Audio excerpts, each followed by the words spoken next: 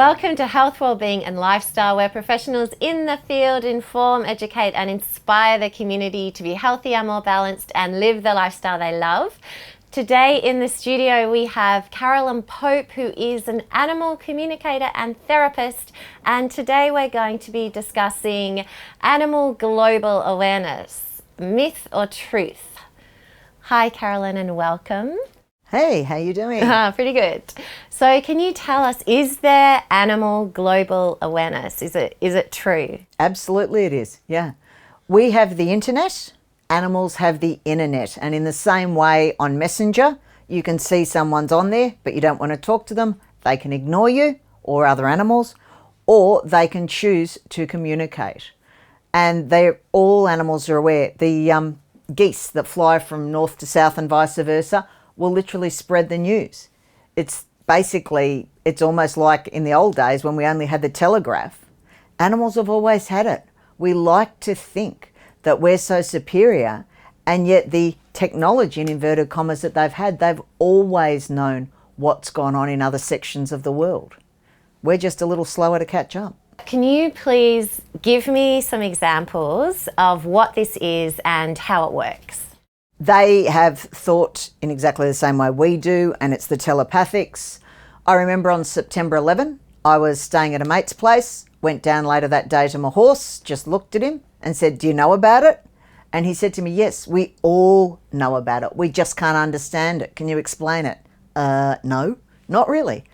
But every animal on the planet, because you think how much that was broadcast across. Some of them will have picked up the people in the planes. Some of them will have picked up the pets and pet dogs, pet cats that saw it. The birds will have seen it. And it goes out in the same way it did on our television screens. They know and they understand.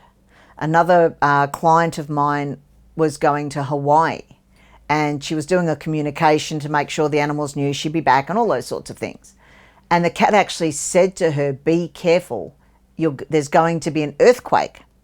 First night at the pub, she's happily half tanked and telling everybody, and they were giving it to her for the rest of the trip. Oh, the earthquake.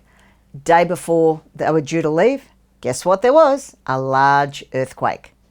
She said it was such a shame it wasn't the second day because everyone was buying a drink. She could have had a lovely week. But the animals know so much more than we do. And a friend of mine's cockatoo, when we had that earthquake in Melbourne earlier this year, I think it was, or late last year, that was the strongest one we'd had in quite a while. Apparently half an hour before, he's turned around and gone, "Batten down the hatches. There's going to be an earthquake and it's going to be a big one." Sure enough, there was. So they know long before we do. They sense the energy of the earth and they all communicate because they feel it. I mean, you see all the pictures of the elephants heading up before the earthquakes or the tsunamis. Animals have this inbuilt knowledge. It's us humans that are left behind. We really like to think we're so all over it. We are so incredibly isolated from the rest of creation. We really are. And any animal can tune in to any other animal or person anywhere in the world and know what's going on. Friend of mine's cockatoo, it literally saved my life one day. I was really tired, mountain road. I was on my way home. I knew the road well, but it was one that a lot of people had killed themselves on. And he just said to me, "Slow down, look at your speedo." And I was doing 30k faster than I thought I was. If I'd hit that bend, it wouldn't have been pretty. And this is the thing, we are all connected. We forget that in the age that we're in now. You go back 100 years, 200 years, 1,000 years, we were much more interconnected, not only with ourselves, because we needed the community to survive. We weren't isolated, we all lived together. Go back, particularly Europe where there's snow, the animals lived in with you because otherwise they'd all die of cold, as we would have. You got to know the animals intimately on a bunch of levels that most people don't today. And we were connected. It mattered what they did. If they couldn't work or they were exhibiting signs of soreness, it mattered if they were a working animal. It mattered with the crops because if your crops failed, you starved to death. These days we go to the supermarket, we don't think twice. We've become so disconnected. But often, particularly before a large weather event, for example, the animals would let you know. And even today, if it's going to be a really hot summer, the animals will all drop their coat a lot earlier. Then the people would know, oh, okay, we're going to be heading towards a hot summer, or vice versa, cold, wet winter. The animals start growing their coat 2 months earlier. The farmers would know and would try and stock up. We were interconnected. We've lost all of that, or most of that. Some rural areas still have it, but very few. And, these days, the most we do with weather is flip up our phone and look at the weather app. We don't even walk and look outside or know what to do. They used to look at the animals and work out. Quite often, that would be as good or better a weather barometer as listening to the Melbourne Bureau. And if your animal is behaving oddly, what would be your advice? There's always, always, always a reason. You need to find it. And don't wait. Don't let it drag out. If your animal's acting oddly, animal therapist, vet, and you may well find, yes, it may well be a massive thunderstorm. A lot of dogs will pace. One of mine used to know any sort of atmospheric pressure he struggled with. So 2 days before a storm, he could be bad. It was really unpleasant for him, poor little guy. But they know, you may find it's an earthquake, but often it's pain. Oddly, there's always a reason, but most times animals will be odd, is pain. So always, always get them checked by a healthcare professional as soon as you possibly can. Thank you very much, Carolyn. It's been a pleasure. If you want to know more about Carolyn Pope and Animal Global Awareness, go to her webpage on our website at healthwellbeingandlifestyle.com.au, and please stay tuned. We've got another fantastic guest coming after the break. Stay tuned. After the break, we have international meditation teacher and coach Daniella D'Amore talking about personal evolution and conscious creating.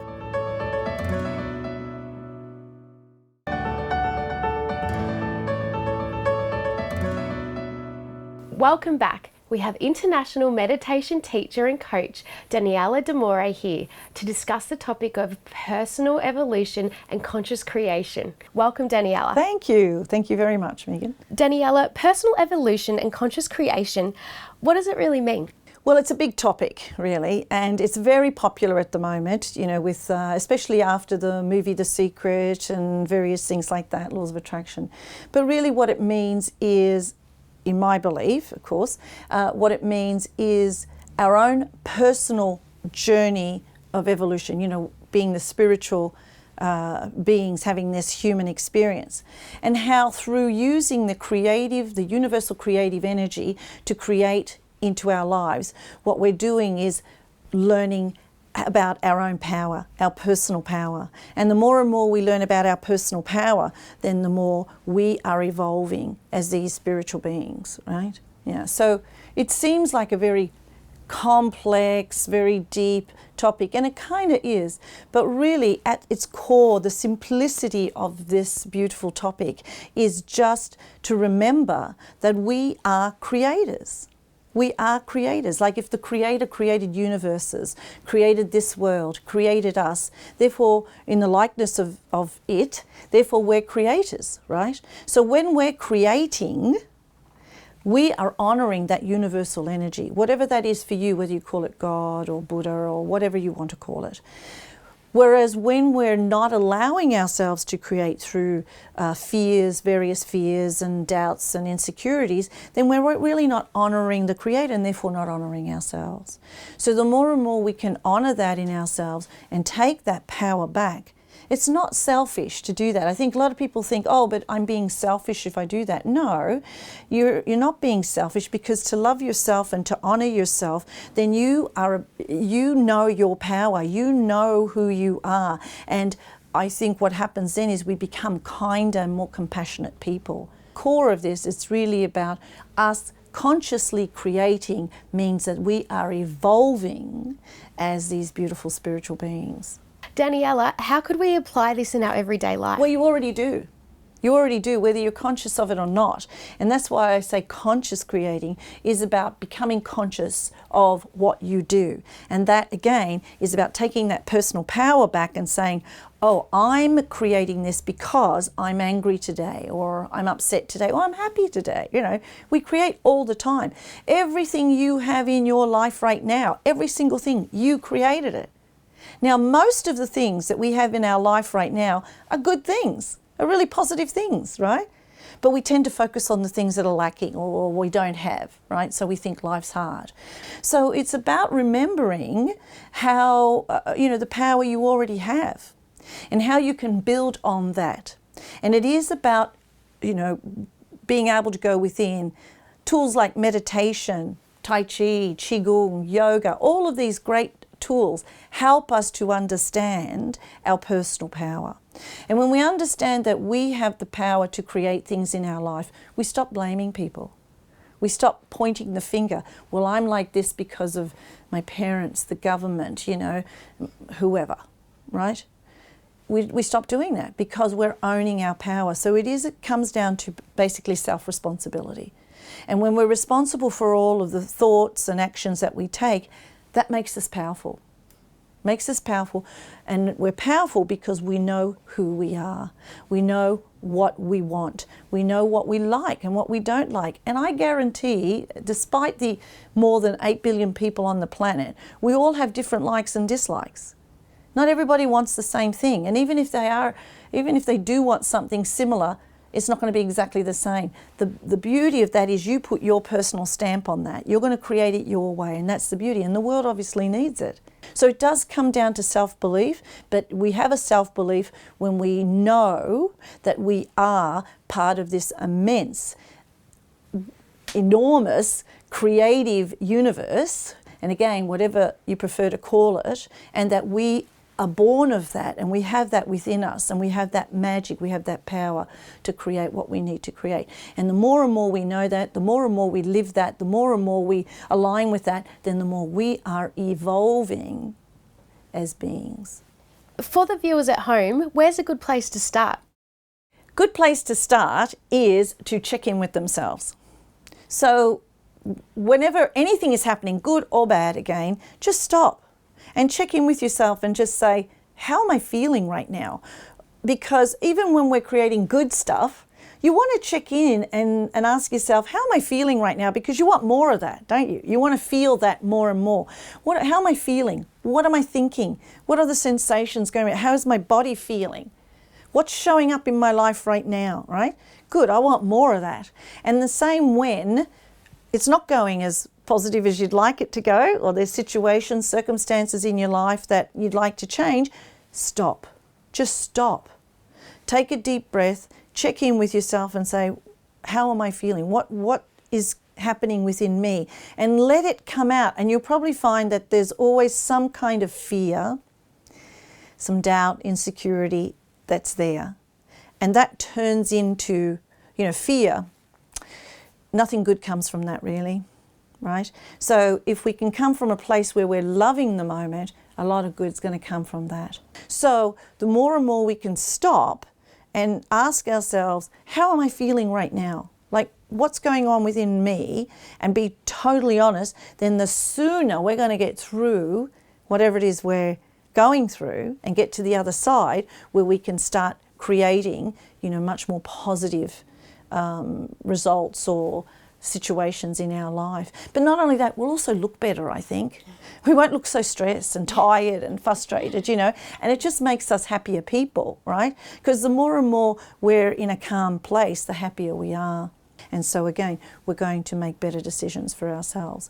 And from making those decisions, then we take action, and we take positive action, which is going to result in positive, results, basically.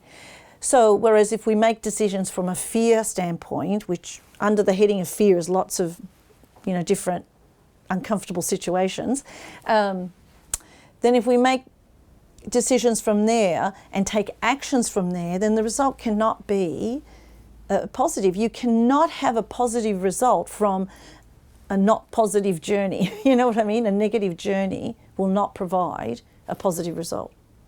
So it's along the way, and we're always going to have that little setback. You know, you might be going along going, yes, yes, yes, yes, and punching the air and going, I've got it, and then something will happen. Someone will say something to you, something will happen, and immediately we go straight into that autopilot, into that default. Oh, I'm not good enough, or I'm scared, or you're not feeling safe again, whatever it is that triggers you. But becoming conscious about that, you know how to move through that faster. You're not going to sit in it, not going to stay in it as long as you probably would, and blame someone else. Daniella, that's such valuable information. Thank you so much. Yeah, sure. If you'd like to know more about Daniella and personal evolution and conscious creation, please go to her webpage on our website, healthwellbeingandlifestyle.com.au. And after the break, we'll have another interesting guest with another interesting topic. Stay tuned. After the break, health, life and love coach Heather Belle Murphy is talking about the secrets of long-lasting love.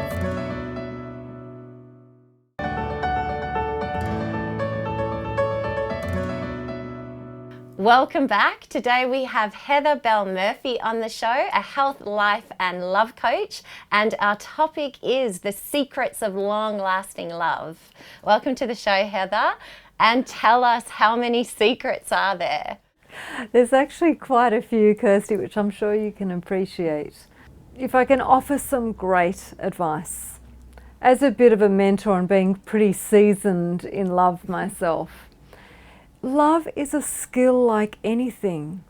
You know, and I think there's been a cultural perception, or some of us who may have been raised with a religious overtone, and certainly I had an early Christian upbringing, that love just, you know, it's just this thing that comes naturally.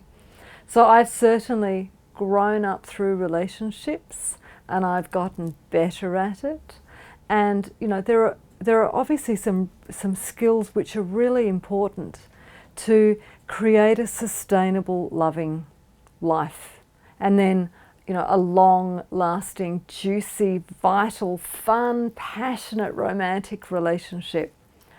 Number one is definitely to fall in love with yourself first, and to know your strengths and identify your weaknesses. Now, if you know that you've got a really flaky, bad habit, for example, being bad with money, that's probably something which you prefer to address sooner rather than later, because that's one of those things that can make sustainable love tricky. A great saying is, when financial hardship comes through the front door, love tends to fly out the window. So that's one thing. You know, it's like being aware of what your strengths and weaknesses are, and if you can, address those weaknesses, or it's something that can be shared with a partner, you know, because maybe you don't carry the financial reins in the relationship. Perhaps, you know, that's a job for the partner. It's something that a particular person is pouring. Another thing is, so along with that self-love, is identify your partner's strengths and weaknesses. This is a really common, actually it's almost like we're entering the time with all the online dating, you know, and the Tinder love. It's almost like entering the menu log love stage, where relationships are starting and finishing, you know, within a few hours. So there is definitely learning dating skills for women in particular, and this was a big mistake, was that I didn't give myself permission to identify who I really wanted to be with. I tended to let the other person just choose me and then go along with it. And so I would end up in relationships where I was obviously with the wrong person, and then being young and naive and, you know, lacking skill in that area, and thinking that love was unconditional, which is a really big thing for women, I would be trying to make a bad match work, and then thinking, you know, I need to just work harder at it. It was actually just that I was with the wrong person all along, because it was all a hormone driven, you know, that friction of, you know, passion and physicality, but really the long-term juice just wasn't there, and it was actually never there to start with. So there is a thing about giving yourself permission to choose, knowing what your strengths are, knowing what you like. Heather, does unconditional love exist? I would answer probably no, especially when it comes to intimate, sustainable, long-term love, because this comes down to house training, which is about doing our part in the relationship. You're probably not looking at a long-term love picture if somebody thinks that it's okay to just, sit on the couch and eat chocolate. It's probably not part of a sustainable long love picture. So definitely the role where, and it's part of a healthy love life plan for, whatever an end result looks like in a relationship. So people are going to play their parts. And what tips do you have for our audience? Definitely, I would say have a love plan together, and make time for each other. So, I find it quite a common thing that when people have been in a relationship for a few years, they can get into the pattern of taking each other for granted, which may look like there's never date night. There's never date night for intimacy. It's not planned. There is also that plan of that end result about who you want to be in the relationship and then how your relationship is going to look like. I love receiving flowers. I think it's an incredibly sensual and sexy act. And so, he gives me roses on a regular basis. Bit of a surprise in there, which is really nice. So it's never like it's a spontaneous Tuesday every week because he set a calendar to it or something. But it's a really lovely surprise. However, I've got friends. Now that was part of my juicy fantasy little movie that I played out in here before we met that now projects out here. I've got friends who don't like holding hands, don't like getting flowers. They think, what's the point of receiving something that's going to be dead in a week? So that's not part of their plan, which is fine. So they've got a different plan. So of course, it all depends on choosing what we like to start with and then being capable of receiving it. Now, women receiving is a massive, massive secret and also gift to a man. I've got friends and those kinds of Facebook friends where they'll be posting, when a man loves a woman, he'll give her this and hold her and do this. And then they can't receive a cup of coffee or they can't receive the offer of a ride home. So receiving for women, which goes into our self-love, being the fountain of love, not the well of sacrifice, it's a huge thing. My partner knows when he gives me things that I really love receiving them, and also that I'm going to honour him in having given to me. That's a big thing as well. Thank you so much, Heather. They were some lovely and insightful tips. And if you want more information on Heather Belle Murphy and the secrets to long-lasting love, go to her webpage on our website, healthwellbeingandlifestyle.com.au. That is the end of our show. Thank you so much for joining us, and we'll see you next week. If you'd like to know more about our show, please like our Facebook page and subscribe to our YouTube channel.